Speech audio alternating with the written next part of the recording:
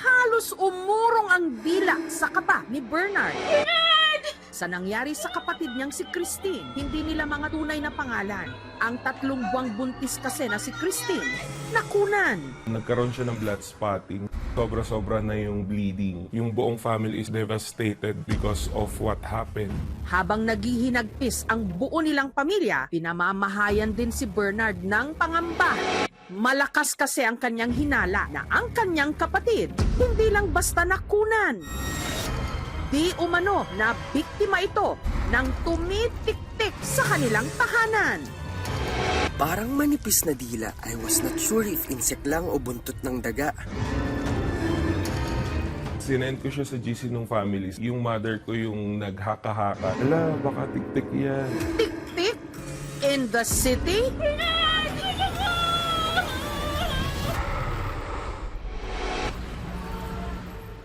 Mahigit 3 dekada nang nakatira sa isang barangay sa Taguig ang pamilya ni Bernard at matagal na raw na may kwento-kwento sa kanilang lugar na may gumagala di umano ritong tik-tik. Ang tiktik ay may mahabang-mahabang dila. Ang kadalasan pinupuntirya ay buntis. Hindi lamang buntis, kundi yung may mga may sakit. Ang makakapagpatotoo raw dito, ang kapitbahay ni Bernard na si Lawrence. Hindi mawawala yun kasi ako mismo nakakita. Bukas na lang ha. Patulog na kaming dalawang kaibigan ko, mga alas 11 ng gabi. Meron kaming narinig na pusa. Tapos yung pusa na yun, tumalon dito mismo sa bubong nila. Yung kalabog, medyo malakas. Sina Lawrence, sinilip ang pinanggalingan ng kalabog. Ito raw ang nagpatayo ng kanilang balahibo. Meron na kaming naaninag dito sa bubong nila. Hindi siya gumagalaw.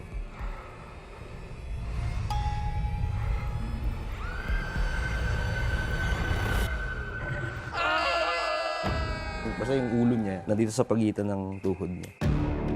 Ang misteryosong nilalang, nakatitigan pa raw niya. Tumalon pa kami dyan. Hindi na kami gumamit talaga ng hagdan. Yun ang unat last ko na experience talaga. Sa takot ng ina ni Bernard na si Mercy, hindi nito tunay na pangalan, lagi raw silang may pangontra. Kasi yung mother ko, senior citizen, naglalagay ka ng bawang, may pardible ka sa katawan para hindi ka lapitan. Maglalagay kami ng asin sa mga sulok-sulok, hindi sila makakapasok. Pero tila hindi raw ito tumalab nung ipinagbuntis daw kasi ni Christine ang kanyang panganay, ang sanggol sa kanyang sinapupunan. Di umano, tinarget din daw ng tik-tik. May maririnig na parang taong naglalakad sa bubong, as in mabigat na paa. Sinusundan niya kung nasaan yung buntis, kung saan nakahiga, kung saan nagpapahinga. Yung mga incident before, hindi siya mapatunayan kasi wala pa yung mga advanced technologies natin now, like CCTVs. Ligtas mang nailuwal ni Christine ang kanyang anak, tila hindi pa rin daw siya tinantanan nito. Makalipas kasi ang halos 2 dekada nung ipinagbuntis ni Christine ang kanya sanang ika-4 na anak. Meron daw uling di umano ng tik-tik kay Christine. Dugo! Ilang oras lang matapos yon, isinugod na nga si Christine sa ospital nung siya'y dinugo. Hindi nakaligtas ang kanyang anak. At dito na naalala ni Bernard na isang gabi bago dinugo at isinugod sa ospital si Christine, nabulabog ang kanyang tulog nung bigla raw pumalulong ang kanilang mga aso.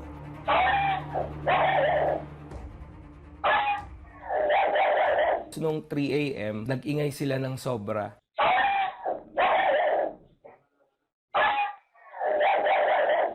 Sa pag-aakalang may umaaligid na magnanakaw, agad niyang ni-review ang kuha ng kanilang CCTV.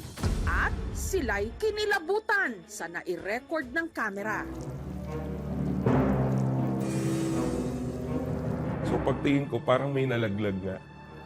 Ano ito? Nakita ko na yung parang dila. Yung una ko siyang nakita, akala ko kasi buntot lang talaga siya ng daga.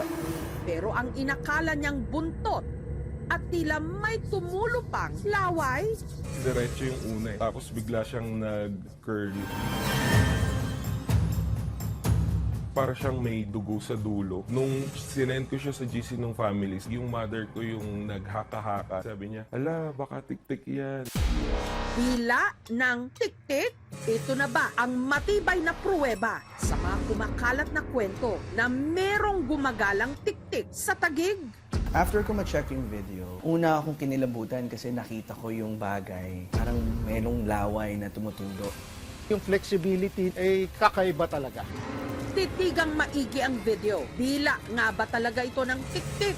Titik-tikan na ang katotohanan sa aming pagbabalik.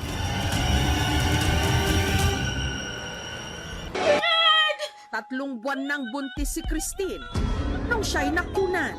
Nagkaroon siya ng blood spotting. Sobra-sobra na yung bleeding. Yung buong family is devastated because of what happened. Ang hinala ng kanilang pamilya, ang salarin, isang nilalang na minsan na raw tumarget sa ipinagbubuntis noon ni Christine. Mahigit 3 dekada na ang nakararaan. Yung mga incident before, hindi siya mapatunayan kasi wala pa yung mga advanced technologies natin now, like CCTVs. Hanggang sa ika-4 na pagdadalang tao ni Christine, siya'y nakunan. At gabi, bago nawala ang sanggol sa kanyang sinapupunan, meron di umanong kakatuwang pangyayari na nahuli cam ang kanilang CCTV.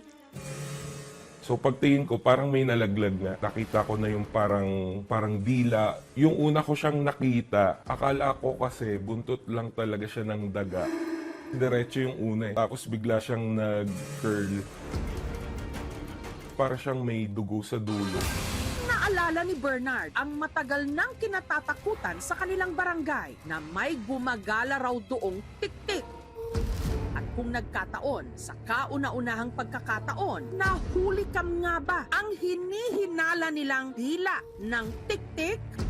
Kinaumagahan matapos nila itong ma-videohan, bigla na ngang sumama ang pakiramdam ng kanyang ate Christine. Nung sinend ko siya sa GC ng families, yung mother ko yung naghaka-haka. Ala, baka tik-tik yan. Para mabigyang linaw kung ano nga ba itong na-videohan, ipinasuri namin sa eksperto.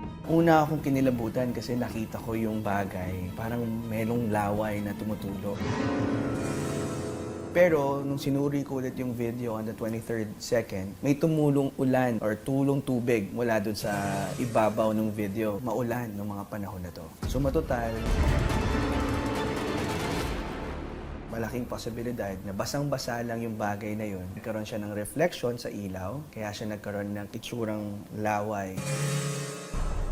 Kung ang veterinarian na si Dr. Romulo Bernardo naman ang tatanungin, ang nahuli cam sa CCTV ni Bernard, hindi raw dila ng isang misteryosong nilalang,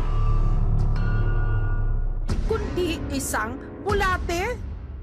Isang uri ng garden worm. O yung bulate, kaya rin nilang umakyat sa wall. As long as meron slime dyan, yung kanyang mucous membrane, nakakadikit siya doon sa gilid, nakakatravel siya. Yung movement ng ganitong klaseng hayop is humahaba siya at umiiksi. Kung makikita mo doon sa CCTV, nakadangle na gano'n, humaba siya tapos umiksi uli. Kaya niyang mag-twist back, no? Paano nakarating sa CCTV? Maaring merong mga halaman doon, pwede siyang naninirahan doon sa mga paso at lumabas. Kung merong mga kahoy yan na nakatambak na maaring moist, conducive para sa kanya na mabuhay. Since expert na mismo yung nagsabi, mas naniniwala na ako doon. Ang paniniwala dito sa mga tik-tik ay hindi lamang sa mga probinsya, kundi pati na rin dito sa urbanidad. Nagmula ito sa anxieties, no, ng isang lipunan. Isa sa mga takot ng komunidad ay ang pagbubuntis. Baka makunan ka. Dahil minsan, hindi maipaliwanag. Kaya sasabihin ay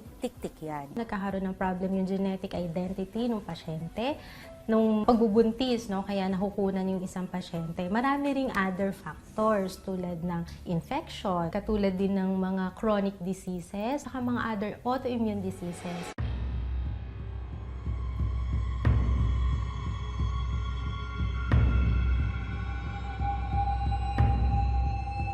Hindi ko naman intention na mag-inspire ng fear. Ang intention ko lang is talagang magkaroon ng discussion, lalo na sa tradisyon.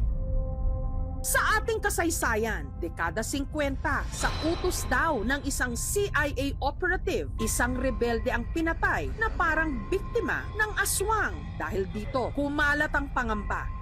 Magpahanggang ngayon, hindi armas ang pinaka-epektibong sandata, kundi ang takot at paniniwala.